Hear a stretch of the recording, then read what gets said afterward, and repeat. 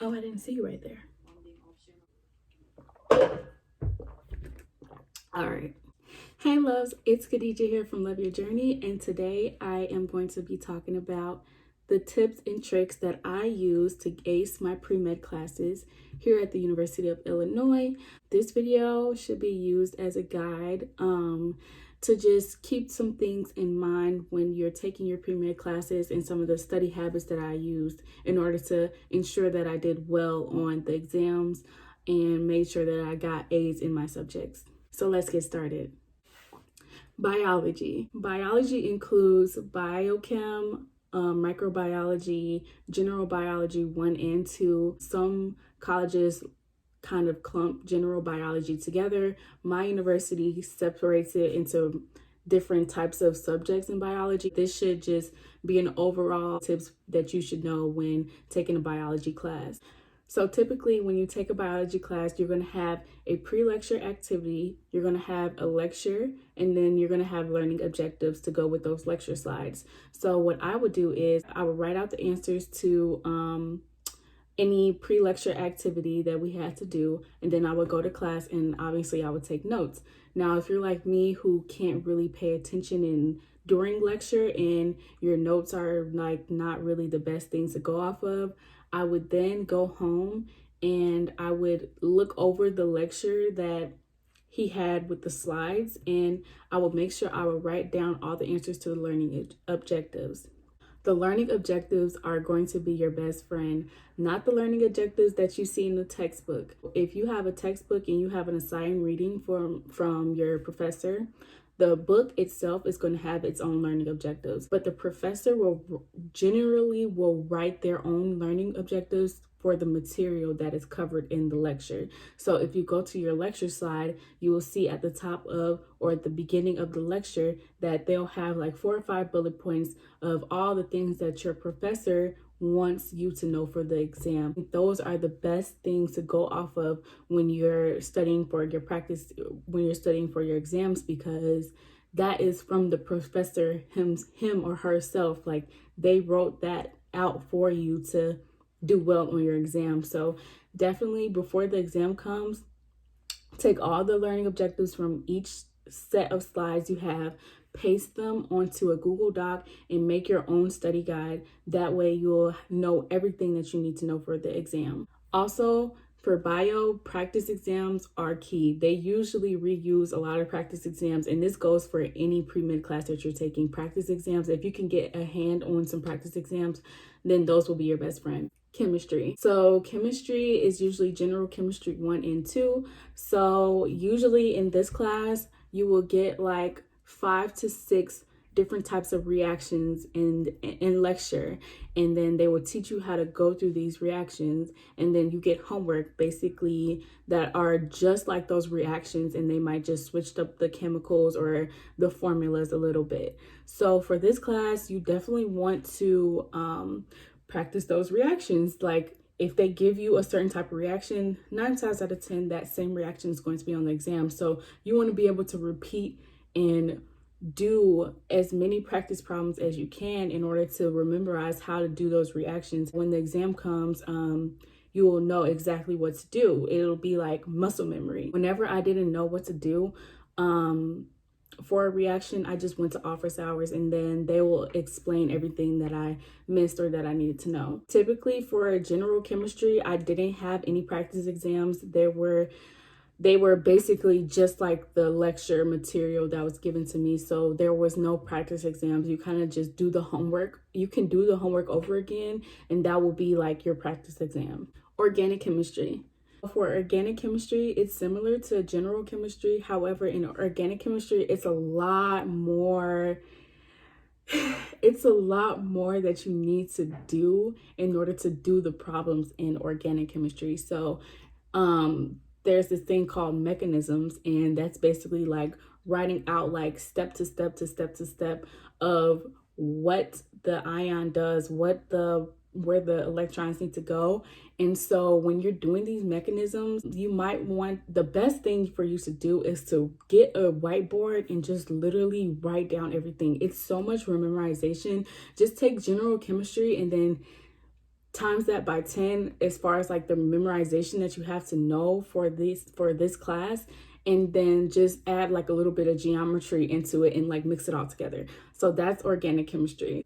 Really, when you are taking this class, you need to have a whiteboard and you need to just write everything out. That is the only way that I was able to remember things.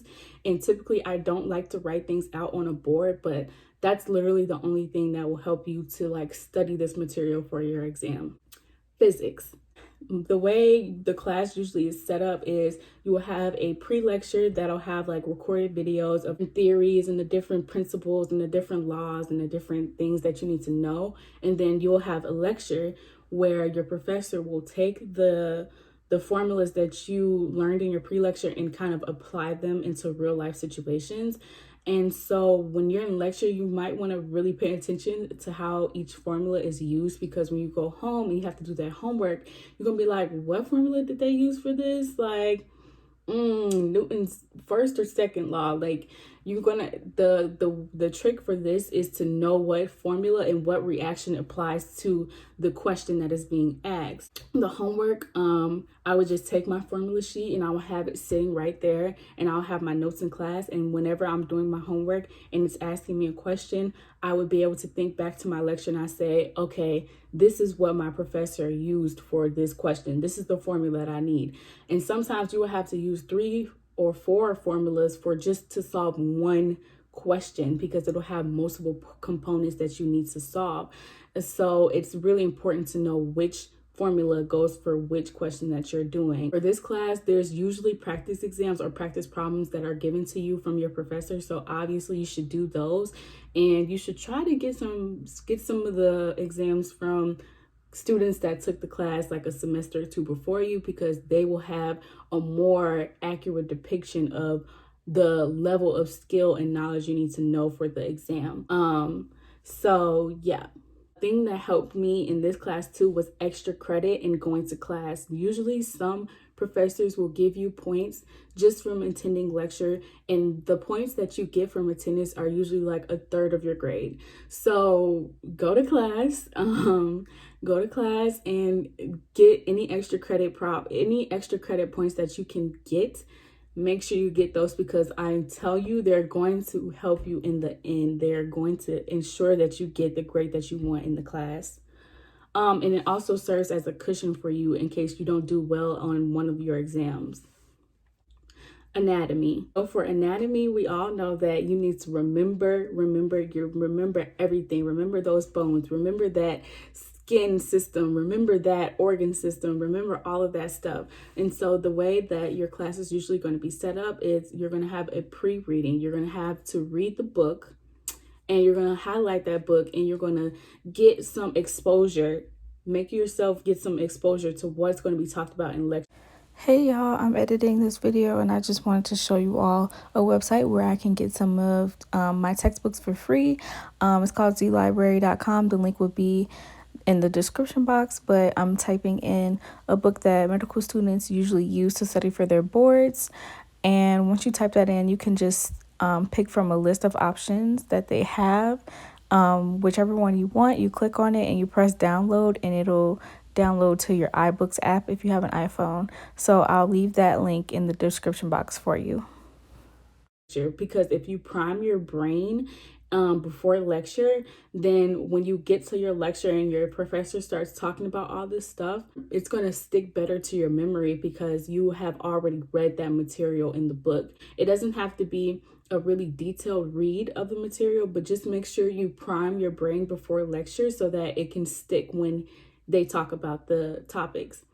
After lecture, you want to go into your book or your lecture notes or wherever you have your slides or whatever, the most of the content that the professor wants you to remember, and you're going to make Quizlets. Make Quizlets on the things that are just like super repetitive. Like the skin system has so many different layers, so many different, you can make Quizlets with literally 100 cards, and that will still not be all the material that you need to know. So I recommend making Quizlets, multiple Quizlets, and trying to break down the subjects as much as you can, and then just test yourself repeatedly. The homework in anatomy is absolute garbage. It doesn't really help you because it's more of a memorization class. So if you have a homework assignment and it's asking you, hey, where is this bone located? You can literally just Google that, and that's not helping you to remember the content. Just know that in anatomy, like, your homework really isn't going to help you do well in the class. Like, in other classes, I would say the homework helps, like in chemistry and in physics and stuff, but in anatomy, the homework, literally, you can just, just type in your answers on the internet, find your answer, and then go back to your Quizlet and test yourself, because that's going to help you. Also, look up for practice exams. I have practice exams that I can send you guys for any of these classes that I'm mentioning. Just send me an email if you want the practice exams, and then I will send you some of the material that I have from my previous classes that I've taken. Last but not least is math or calculus. I didn't want to overlook this class because a lot of people don't talk about math in these types of videos, but I think this is important because medical schools do require you to have some sort of math component in your coursework. So what I did was I took calculus 1 and 2 because I used to be an engineering major at my university, but I switched to psychology and a pre-med track.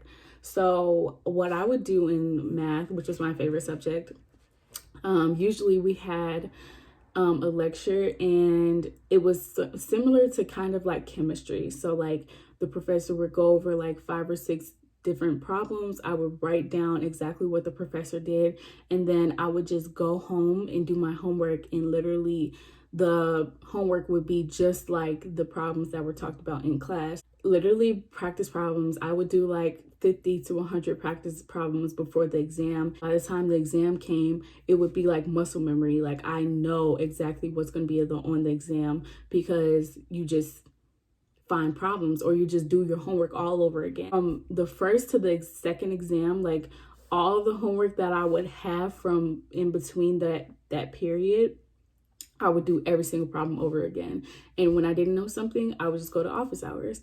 And it's simple as that. So I think I covered every single class, you guys. So that's what I did to do well in my pre-med classes. I currently have a 3.6 GPA.